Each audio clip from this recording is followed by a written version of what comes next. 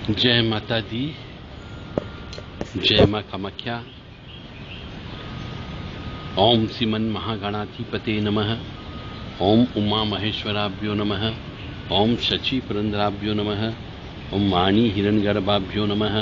ओम लक्ष्मी नारायणाभ्यो नमः। ओम कुल देवताभ्यो नमः। ओम इष्ट देवताभ्यो नमः।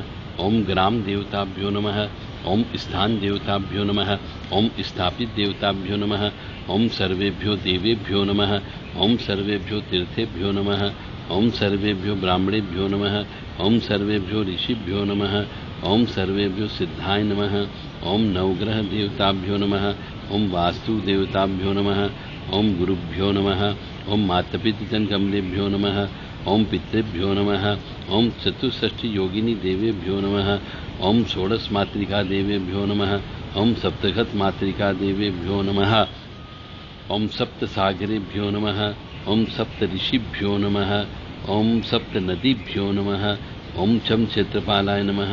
ओम बम भैरवाय नमः। क्लीं कालिकाय नमः। ओम क्लीं कृष्णाय नमः। ओम उग्रवीरं महाविष्णुं ज्वलन्तं सर्वतोमुखं नरसिंहं भीषणं भद्रं मृत्युं नमाम्यहम्। ये 30 नाम हर मनुष्य को सुबह शाम की जब पूजा करता है उस समय बोलना चाहिए। इन नामों को बोलने से आपके स्थान के देवता, कुल देवी, पितृ देवता, इष्ट देवता, सभी देवता प्रसन्न हो जाते हैं।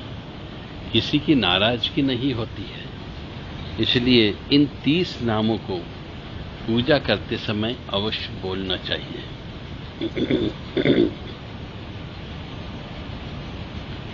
मनुष्य का जो शरीर है, उस शरीर के बारे में बहुत से प्रकांड, पंडित, तांत्रिक, ज्योतिषाचार्य और बहुत से बुद्धिजीवी ने इस मनुष्य की बड़ी अच्छी व्याख्या की है। उसी में से एक व्याख्या हम आपके सामने प्रस्तुत कर रहे हैं। शायद आपको समझ में आ जाए कि यह मनुष्य शरीर है क्या। किसी को मालूम ही नहीं कि वास्तव मनुष्य शरीर है क्या। तो यह शरीर एक नगर है। यह मनुष्य का जो शरीर है यह एक नगर है। प्रज्ञा जो है इसकी 4 दीवारी है, हड्डियों के खंभे हैं और चमड़ा इस नगर की दीवार है जो इस समूचे नगर को रोके हुए है। मांस और रक्त के पंख का इस पर लेप चढ़ा हुआ है और इस शरीर में, इस शरीर रूपी नगर में 9 दरवाजे हैं। इसकी रक्षा में बहुत प्रयत्न करना पड़ता है। नस नाड़ियों से घिरे हुए हैं। चेतन पुरुष नगर के भीतर के राजा के रूप में विद्यमान है। उसके 2 मंत्री हैं, बुद्धि और मन, ये 2 मंत्री हैं। बुद्धि और मन दोनों परस्पर विरोधी भी हैं और आपस में वेर निकालने का प्रयत्न करते रहते हैं। राजा के 4 शत्रु हैं, काम, क्रोध, लोभ, मोह, ये 4 शत्रु हैं जो उसका नाश करना चाहते हैं। जब तक इस राजा 9 दरवाजों को बंद किए रहता है तब तक वह सुरक्षित रहता है। परंतु जब नगर के सभी दरवाजे खुले छोड़ देता है तो राग नामक शत्रु नेत्र आदि द्वारों पर आक्रमण कर देता है। वह हर जगह व्याप्त रहता है, बहुत विशाल है और 5 दरवाजों से नगर में प्रवेश करता है। उसके साथ 3 भयंकर शत्रु प्रवेश करते हैं। 5 इंद्रिय नामक द्वारों से शरीर में प्रवेश करके राग, मन तथा अन्य इंद्रियों के साथ संबंध जोड़ लेता है और मन तथा इंद्रियों को वश में करके वह दुर्धर्ष हो जाता है और समस्त दरवाजों को काबू में करके 4 दीवारी को तोड़ डालता है। मन को राग के अधीन देखकर बुद्धि पलायन कर जाती है, नष्ट हो जाती है। और जब मंत्री साथ नहीं रहते हैं तब अन्य व्यक्ति भी साथ छोड़ देते हैं। फिर शत्रुओं को उनके छिद्र का ज्ञान हो जाने से राजा उनके द्वारा नाश को प्राप्त होता है। इस प्रकार राग, मोह, लोभ तथा क्रोध ये 4 दुरात्मा शत्रु मनुष्य की स्मरण शक्ति का नाश करने वाले हैं। राग से काम होता है, काम से लोभ का जन्म होता है और लोभ से सम्मोह का जन्म होता है, अविवेक हो जाता है। और सम्मोह से स्मरण शक्ति भ्रांत हो जाती है, स्मृति की भ्रांति से बुद्धि का नाश हो जाता है और बुद्धि का नाश होने से मनुष्य स्वयं भी नष्ट हो जाता है, कर्तव्य भ्रष्ट हो जाता है। इसीलिए कहा गया है कि इंद्रियां अश्व, शरीर रथ, मन को मानो बाग, बुद्धि सारथी ले चला भोग विषय अनुराग। तो शरीर रूपी रथ के धर्म अधर्म रूपी 2 पहिए हैं और 10 प्राण रूपी धुरियां हैं, जिस पर जीव रूपी महारथी सवार होकर आकार रूपी धारण किए हुए हैं। उसका वेधनी लक्ष्य पर ब्रह्म है। राग, द्वेष, लोभ, शोक, मोह, भय, मद, मान, सम्मान, अपमान, निंदा, माया, हिंसा, मत्सर, प्रमाद, क्षुधा, निद्रा, रजोगुणी और तमोगुणी स्वभाव ये सभी शत्रु रूप में हैं। किंतु कभी कभी परोपकार आदि युक्त सतोगुणी स्वभाव भी शत्रु रूप हो जाते हैं। अतः जब तक इस रथ रूपी देह के अंग और वश में आत्मा रहे तब तक गुरुजनों की चरण कृपा एवं भगवान के बल से उपरोक्त शत्रुओं को नष्ट करके परमात्मा की शरण लेकर के मोक्ष रूपी कीर्ति के प्रकाश से समन्वित होकर शरीर को छोड़ दे। समय रहते ऐसा न करने पर यही इंद्री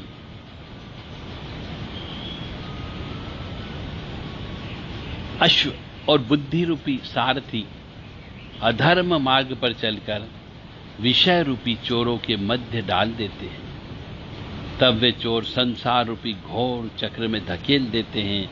जीवन के पीछे 6 चोर लगे रहते हैं: काम, क्रोध, लोभ, मोह, मद, मत्सर।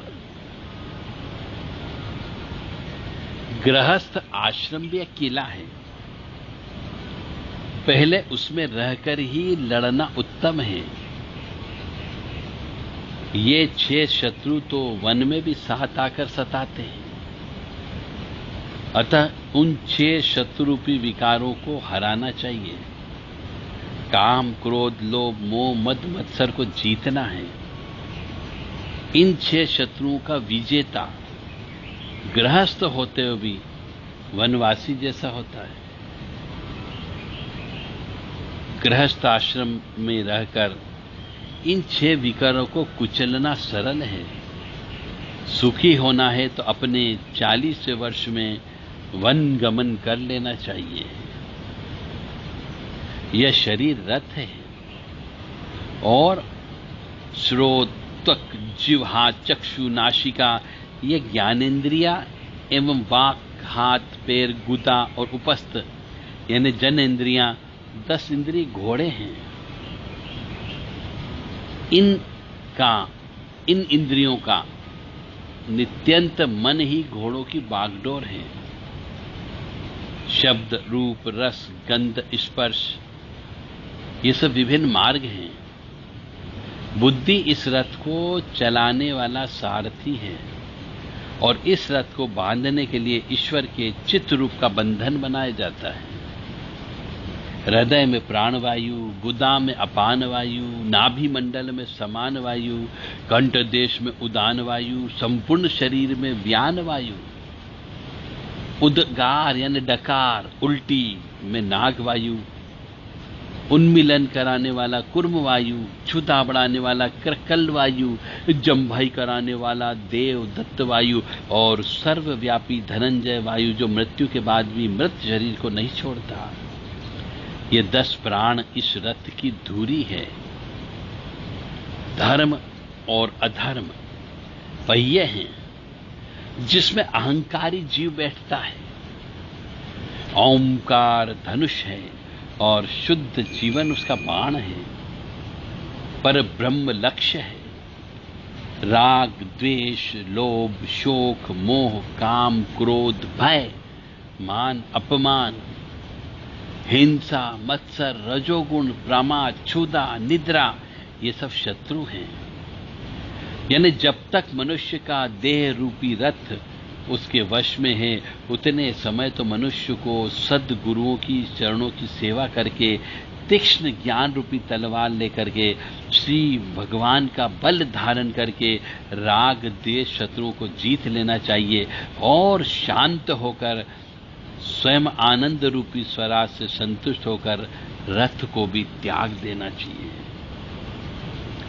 अन्यथा रथ में विराजमान बहुत से प्रमादी जीव को तथा दुष्ट इंद्रिय रूपी घोड़ों को बुद्धि रूपी सारथी अयोग्य मार्ग पर ले जाकर विषय रूपी चारों के अधीन कर देगा, चोरों के अधीन कर देगा।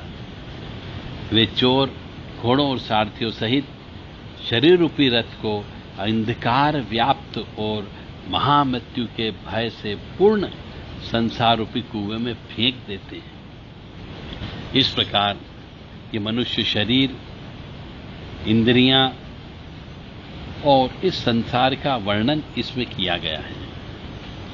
कहने का अर्थ यह है कि यह शरीर जो हम हैं हमारे पास में है इसकी एक कल्पना नगर के रूप में की गई है और इस शरीर की प्रज्ञा इसकी चार दीवारी तो है। इसके अंदर बहुत सारी हड्डियां हैं, ये खंभे का कार्य करती है और इसका जो चमड़ा है ये इस नगर की दीवारें हैं। मांस और रक्त का लेप चढ़ा हुआ है और इस मनुष्य शरीर जो नगर के रूप में है इसमें 9 दरवाजे भगवान ने बनाए हैं और इन दरवाजों की रक्षा करना पड़ती है, नहीं तो कोई भी घुस जाता है।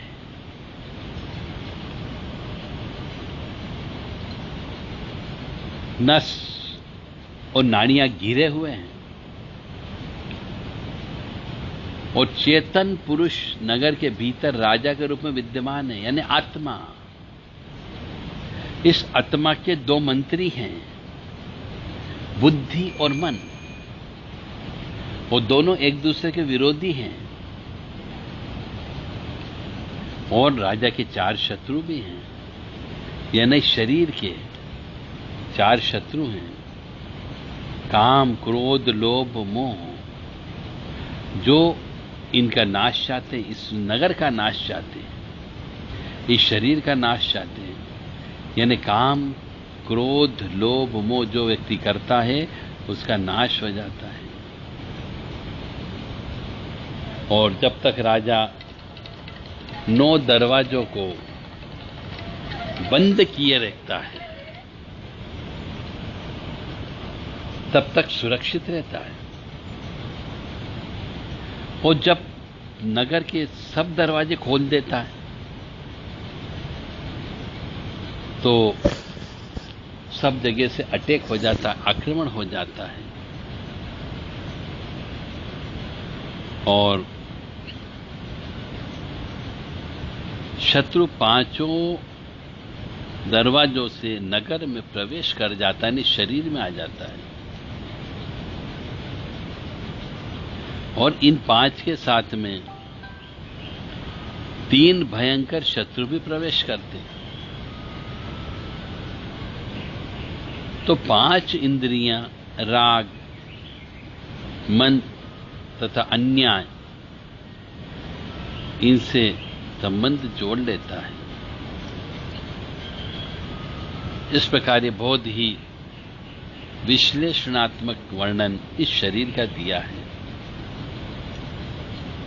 कि किससे क्या चीज होती है। इसलिए मनुष्य को अपने शरीर का ज्ञान रखना चाहिए।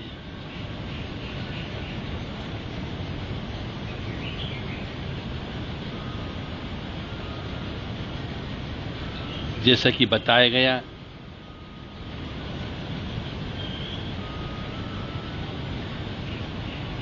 कि इस रथ को बांधने के लिए ईश्वर ने चित्त रूप बंधन बनाया है। जय माता दी, जय मां कामाख्या।